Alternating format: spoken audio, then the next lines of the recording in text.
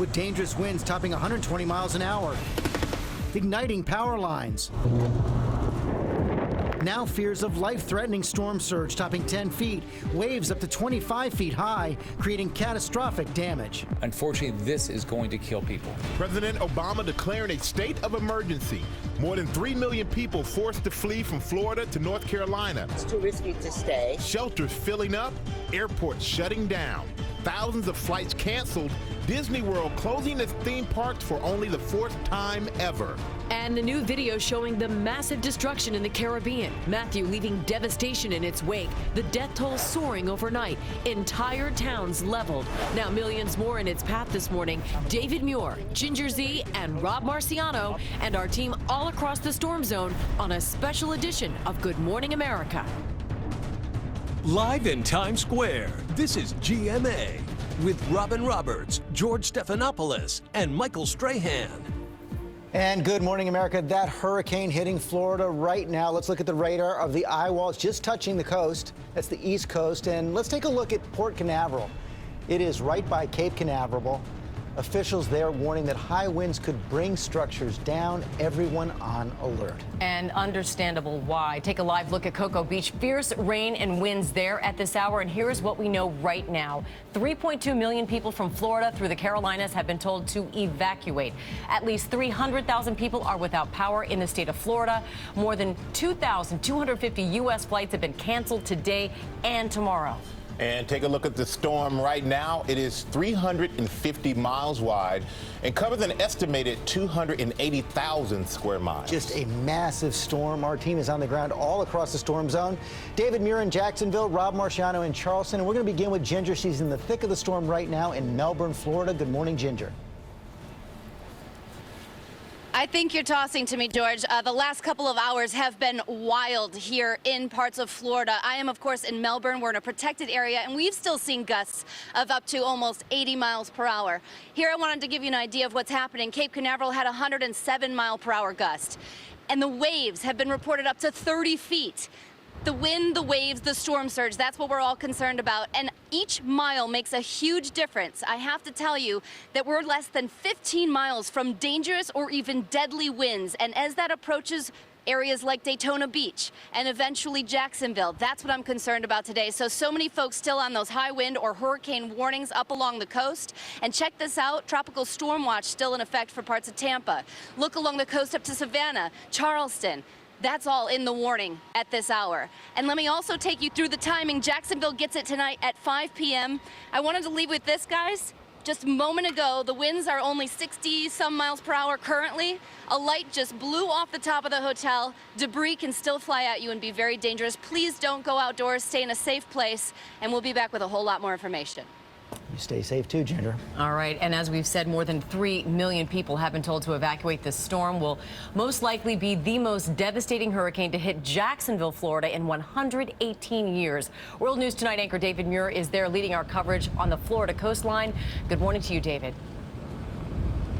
Amy, good morning to you. And as you heard Ginger say, just as we're on the air with Good Morning America this morning, the western edge of that eye wall is now brushing land near Cape Canaveral. Of course, the concern there was the Kennedy Space Center. And as it moves northward, this is the area right here in Jacksonville where they say the biggest threat is the storm surge. They're concerned about it really up and down the coast and all the way up through the Carolinas.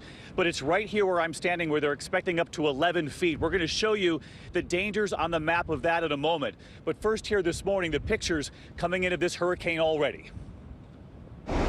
Hurricane Matthew slamming into Central Florida's coastline. Unfortunately, this is going to kill people. With wind gusts up to 115 miles per hour. It's kind of almost a whiteout condition out there. The hurricane eye just a few miles now off Cape Canaveral. At least 10 inches of rain expected. You can see the water out here. It's blanketed by this rain now. As over 300,000 are without power at this hour. These transformers exploding in Vero Beach. Supplies dwindling, hotels overbooked. The National Guard now standing by as nervous parents bring their children to shelters like this one in Jupiter. I'm concerned about what's going to happen when the house falls and where we're going to go.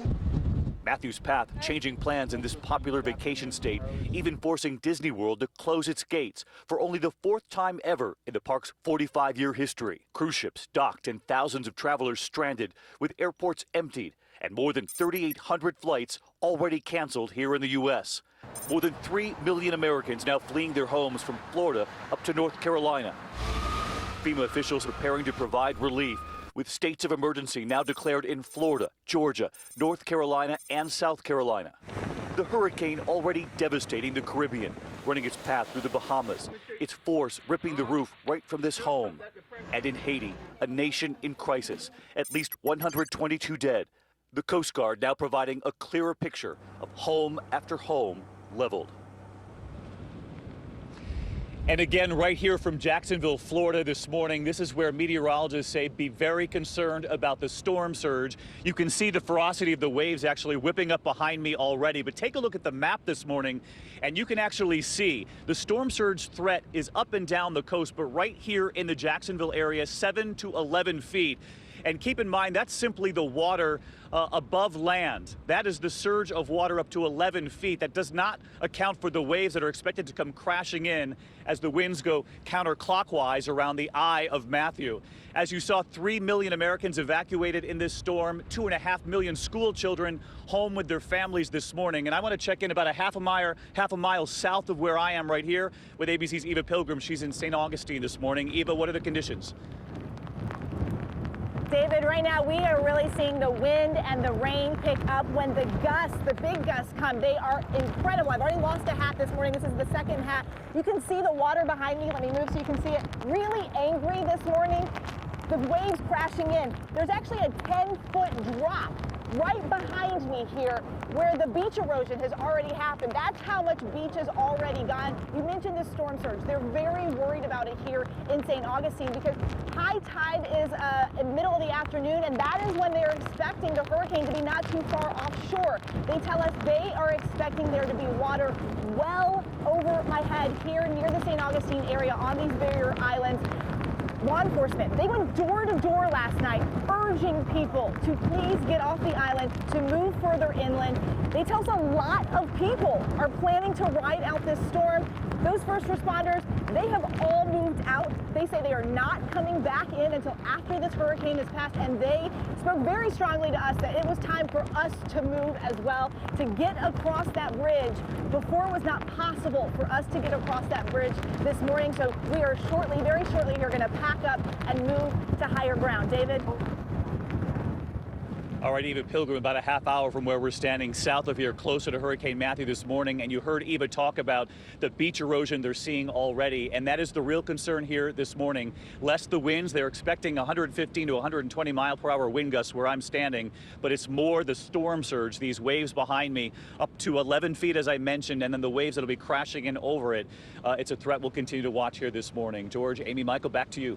Okay, David, thanks very much. All right, we also have our Jim Dolan from our New York station WABC in Daytona Beach right now. And Jim, we can see the wind and the rain right there, and we hear Daytona is kind of a ghost town.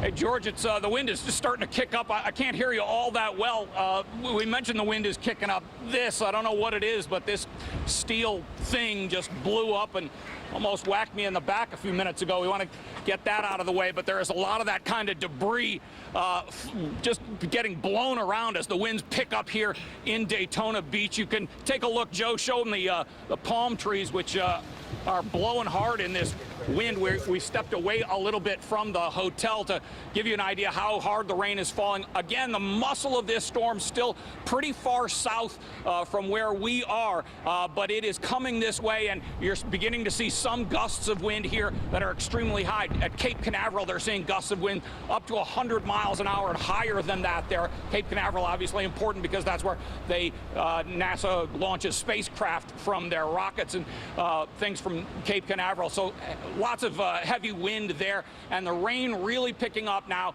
We're starting to see flooding here, and mostly it has been raining much of the night, but mostly we are seeing an increase in wind speed. The trees really blowing here in Daytona Beach. Going to get a lot worse over the next few hours. Reporting live from Daytona Beach, where it is really coming down now.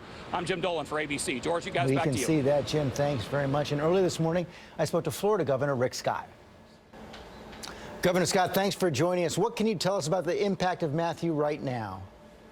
Well, Georgia, it's about halfway up our coast. It's just off the coast of Cape Canaveral, about 40 miles. We've seen hurricane force winds up to 107 miles per hour.